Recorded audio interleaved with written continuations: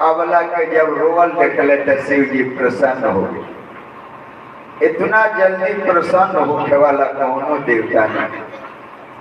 अभी जब क्रोध में आके कामदेव के जला दिले, अभी रोवत सती रति के देखले तो प्रसन्न हो गए। रति वरदान मांगा, ना मांगो तो हम देता। शिव जी देरी ना कर, तुरंत ध्यान शुरू कर। कल हम वरदान देते हैं कि आज के बाद तारा पति के नाम अनंग हो। अब ते रजितव नाथ कर हो यही नाम अनंग। अब बिनु बप व्यापन सबही मुनि सुन निज मिलन प्रसंग। ए रति आज के बाद तार पति के नाम अनंग होई। अब बिना शरीर के ही सबके अंदर व्याप्त रहे।